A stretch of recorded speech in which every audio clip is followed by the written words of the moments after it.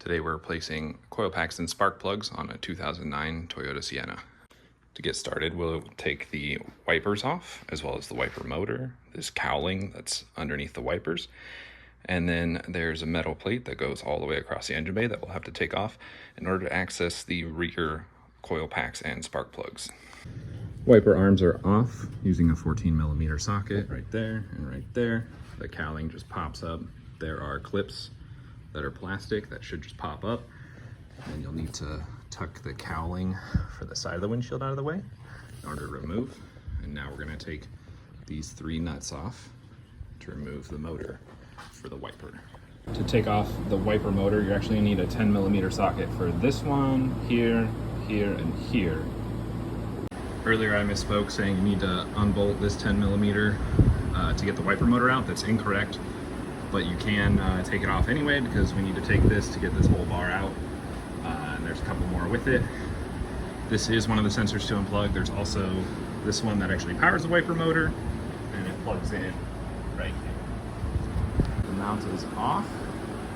We did end up having to take the mid support out, and then you also want to take this 10mm nut off, so that way it doesn't take this whole electrical portion with it. You can push the rest of the loom back through the hole in there. That way you don't have to like hang it off the side. You can actually pull it out. We've now removed the upper portion of the air intake housing, and then took the clamps off the air hose with a Phillips head screwdriver. We're going to take off and clean this throttle body. It's very dirty with carbon buildup. And then we'll need to remove the air intake manifold. That's the trickiest part of this job. Our valve cover's off. It's 4 bolts and then 2 10mm nuts. You'll have an air hose here, here, and here to remove. And then the tricky part is back here. There's normally a bracket that extends from here and then goes all the way down to the back of this coil pack. You can barely see the hole for it if I angle it right at the tip of the flashlight. And it's a 12mm bolt for both of them, I believe. I know what the bottom one is.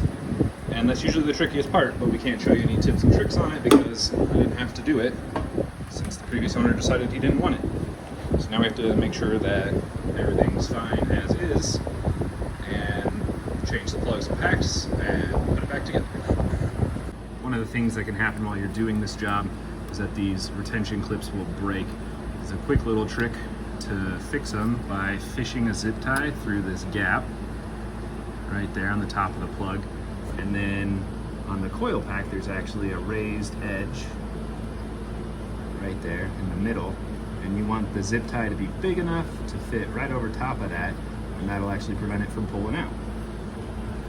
So on this one, we've already done it. You can see it's firmly in place, and if I pull, it's there, but I can still just lift up on this when I need to actually service this coil pack or spark plug and easily remove it.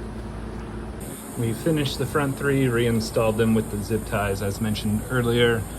The back 3 are in progress. We've done the middle cylinder in the back.